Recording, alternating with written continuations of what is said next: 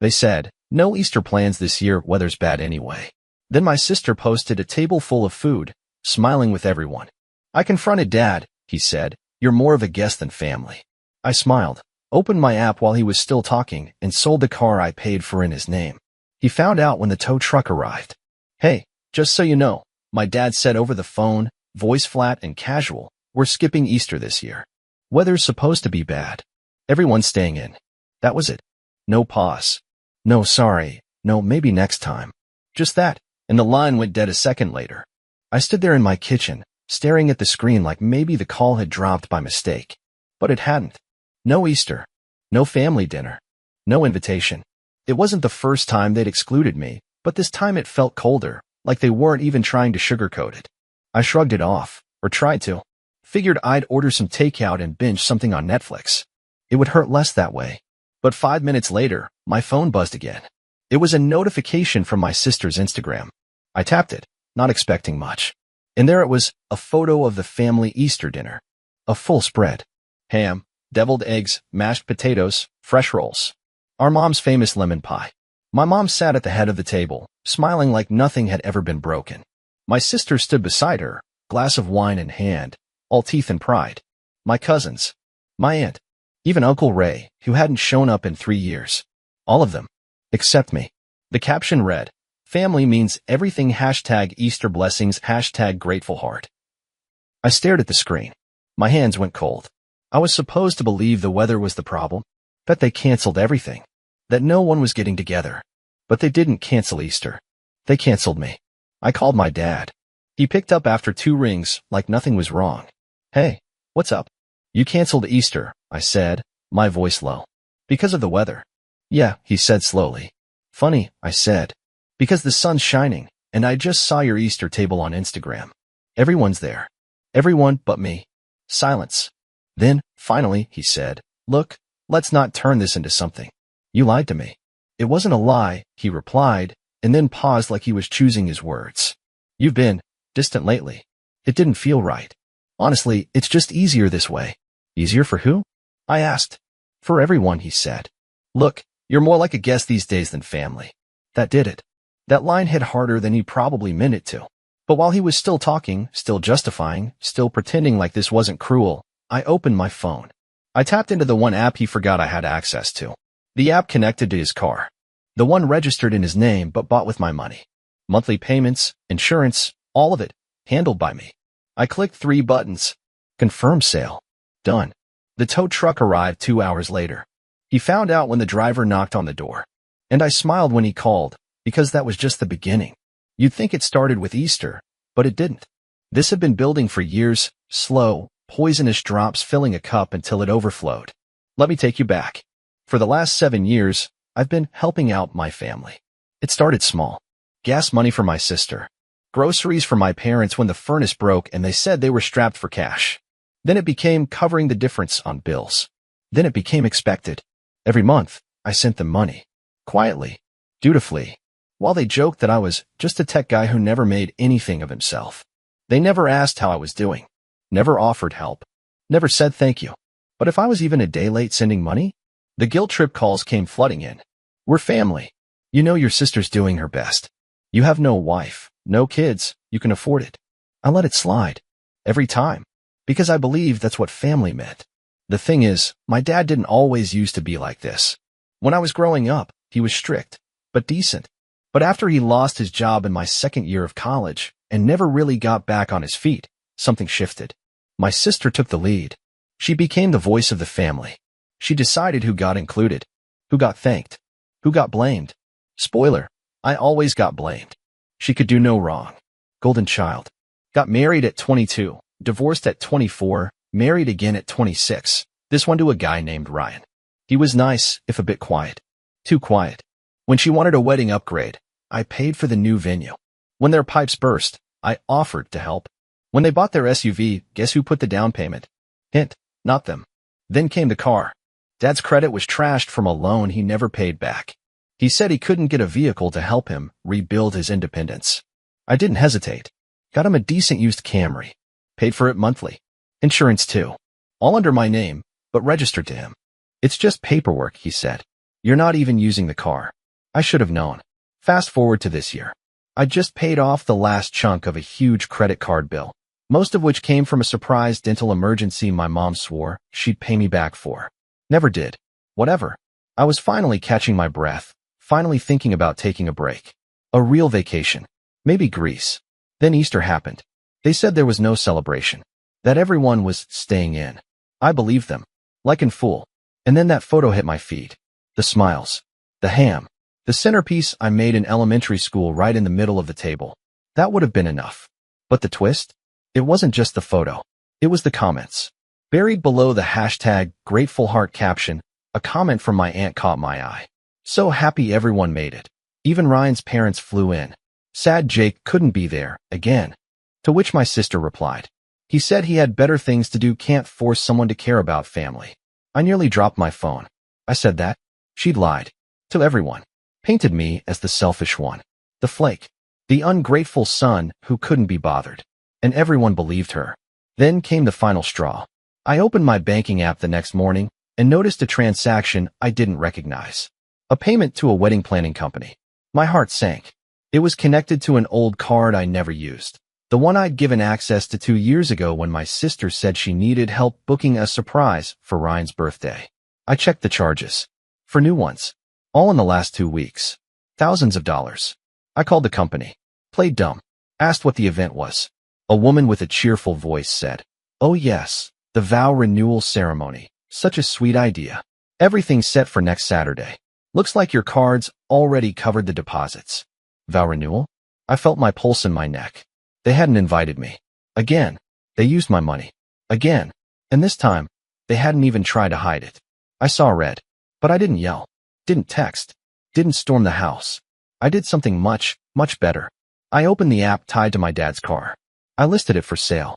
And while I waited for the call from the towing service, I made a few other changes. Canceled the auto pay for their utility bills. Reversed the Venmo authorization tied to their groceries. Removed my name from the streaming family plan. Petty? Maybe. But it was only the beginning. Because 2 hours later, as the tow truck driver rang my dad's doorbell, I received a group text. From my sister. "Celia, what did you do? Why is Dad's car getting taken away?"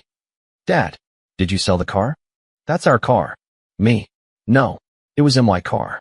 Registered to you because your credit score is low. My generosity just ended. Consider yourself removed. Happy Easter." "Celia, you've lost it.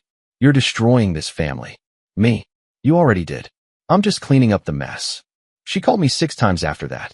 I didn't answer. But the next morning, Ryan, her husband, did something I never saw coming. He messaged me directly. "Ryan, can we talk?" I didn't know about any of it. "I think I need out." I stared at that message for a long time. Because for the first time in years, someone else finally saw her for what she really was. The vow renewal was set for Saturday. Private garden venue. Handwritten vows. A white canopy strung with fairy lights. I knew every detail, because I paid for it. Correction, I had paid for it. By Thursday, the planning company received a cancellation notice. All charges reversed. I disputed every cent fraudulent usage. Stolen card. Attachments submitted. Case open. Let Celia explain that. But I wasn't done yet. Ryan and I had agreed to meet the night before the event. At a quiet cafe, away from the family circus. He looked worse than I remembered. Pale, eyes sunken, like he hadn't slept in weeks. "I'm sorry," he said before even sitting down. I shrugged. "You didn't steal from me." "I knew she used your card once," he admitted. "For some birthday thing. But this..." He rubbed his face. "This was a whole operation. She bragged about having leverage over you. Said you'd never cut her off. That you were too soft." I sipped my coffee slowly. She was wrong. Ryan leaned in, voice lower. "She's been hiding debt. Maxed out 2 of my cards. Borrowed from her coworkers. She told me she needed it to cover family stuff." I laughed. "Guess that's me. I'm family stuff." He slid an envelope across the table.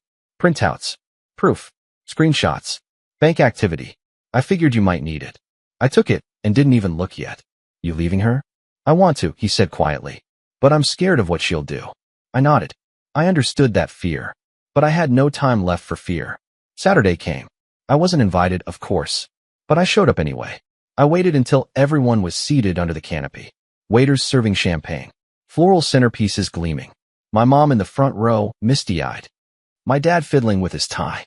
Celia at the altar in a white fitted gown, holding Ryan's hand, smiling like she'd won something.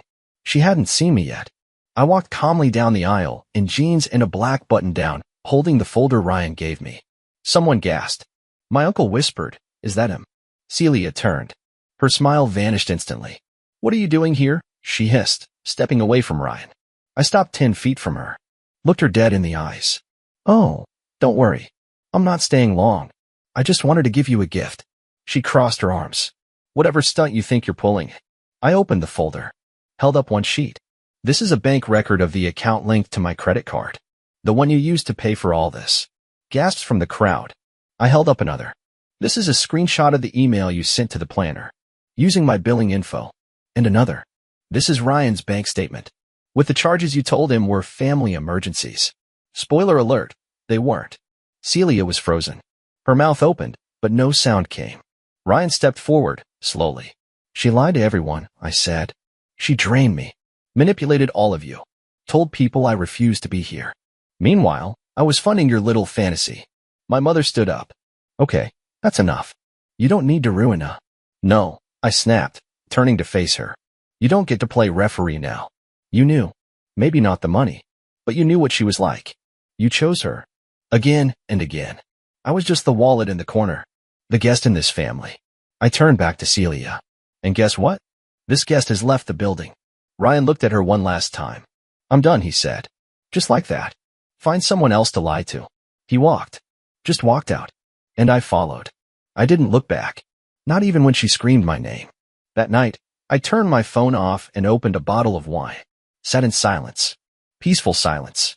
By Sunday morning, I had 19 missed calls. 5 from my mom. 4 from my dad. 2 from Celia. The rest? Unknown numbers, probably relatives who'd watched the entire thing go down live. I ignored them all. Until one message made me pause. It was a text. From Ryan. "Just wanted to say thank you. Not just for what you did, but for reminding me I'm not crazy. You saved me more than you know." I stared at the screen. That feeling? That was closure. But the real twist? Celia didn't stop. 3 days later, I got an envelope from a lawyer. She was suing me. Small claims. For emotional damages and public humiliation. I laughed so hard I nearly choked on my coffee.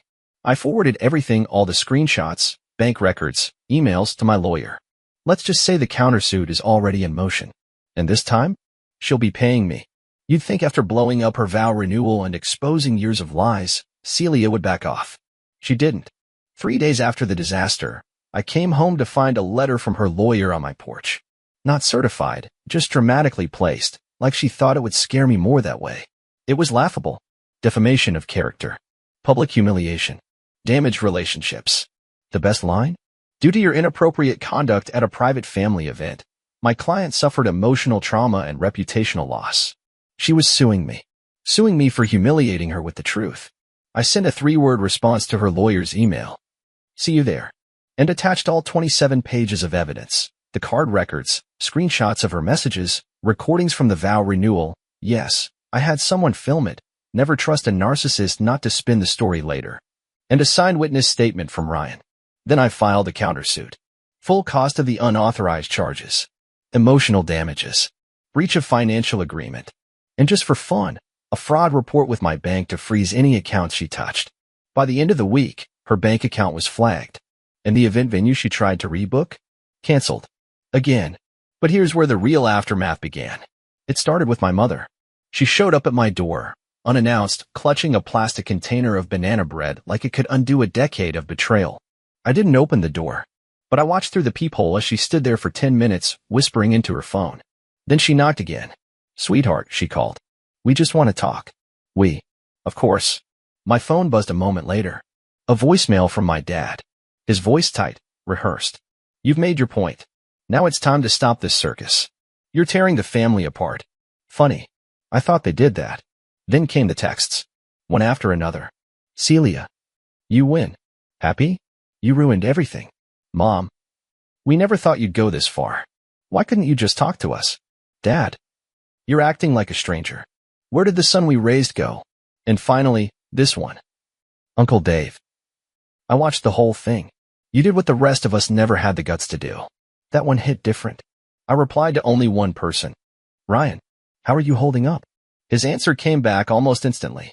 Free. First time in years. Got a lawyer. Filing for divorce next week. Also found a new place. And a therapist. Then he added. Celia's spinning. She told your parents you hacked her accounts and brainwashed me. They're eating it up. But I'm done. I'm done lying for her. I thanked him. I meant it. That night, for the first time in months, I slept without waking up in a sweat. 2 weeks passed. Then the shockwave hit, just not the one I expected. My cousin Becca, who'd always been Celia's little cheerleader, messaged me out of nowhere. Hey. I had no idea it was that bad. She told us you ghosted the family because you were too good for us. I'm sorry. Then. Also, did she really use your card for the entire wedding? I sent her one screenshot. Her reply. Oh well. She told Grandma you donated. And that's when the real twist landed. Grandma called me. She'd been quiet through the whole thing, a silent Switzerland in our family drama. But this time, I saw the video, she said calmly. What video? The one your cousin filmed. You think it didn't make the family group chat? My heart dropped. I didn't send that. Of course not. But someone did. She exhaled slowly. You were right. I was wrong to believe she changed. I've made some financial decisions recently. I want you to know. You're getting the house. I froze. Grandma. Don't argue. I should have done this 5 years ago. She would have pawned it for handbags. You've always shown up, even when we didn't deserve you. That was it. Validation. Real, solid, overdue validation. I hung up, sat in silence, and let the relief wash over me. But then my phone lit up again. Celia. This time, it wasn't a threat. Not a scream. Not a guilt trip. Just 2 words. You win. I stared at the screen. No, this wasn't a win. This was a reckoning. And it was just getting started. It's been 3 months since I tore down the illusion figuratively, of course. The vow renewal? Cancelled. Celia and Ryan? Over. Divorce filed. The lawsuit? Thrown out. The judge took one look at my evidence and asked Celia's lawyer, Are you serious? My countersuit? Still pending, but the word settlement has come up more than once. And when it lands, I'm donating half of it. To a women's shelter. Under her name. Petty? No, poetic. My parents? They haven't spoken to me since the court date. Mom tried once, sent a photo of the empty dining table on Mother's Day with the message. Hope you're happy. I didn't reply. I just smiled, closed the message, and poured myself a glass of wine on my own balcony in my new apartment in a new city, 3 states away. They didn't know I was gone. I didn't tell them. I didn't owe them that. The house? The one my grandmother promised? It's mine now. The papers came last week.